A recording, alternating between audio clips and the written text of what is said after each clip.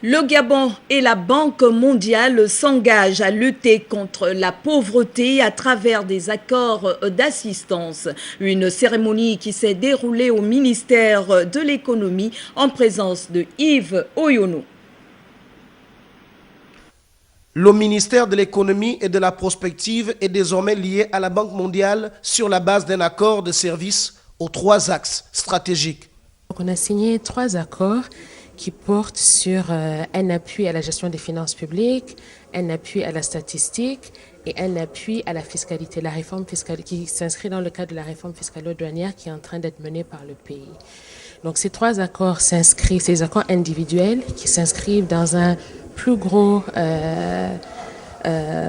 cadre qu'on a signé avec la République gabonaise en octobre dernier.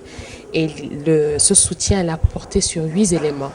Et une fois qu'on signe l'accord cadre, maintenant, on négocie avec les ministères techniques et sectoriels les composantes précises pour les différentes parties. Donc là, on a fini de négocier pour ces 3 parties-là, donc pour la fiscalité, statistique et gestion des finances publiques.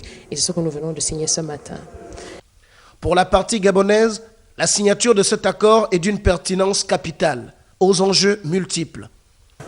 Nous avons accordé, du moins à notre pays, beaucoup d'exonérations fiscales. Les cahiers de charges n'ont pas toujours été respectés par les entreprises. Il s'agit de repasser tout ça en revue pour voir qui a effectivement droit aux exonérations fiscales et quelles sont celles qui doivent être supprimées pour permettre de faire des économies au gouvernement. Parce que le niveau des dépenses fiscales est trop élevé. Le deuxième aspect, c'est de dire que les exonérations sont pour l'instant accordées, mais ce n'est pas normalisé. Après la signature, Akagamba et Zouera Youssoufou ont échangé leurs documents. Signe qu'ici, les 2 entités ont la ferme volonté de faire aboutir ce vaste projet.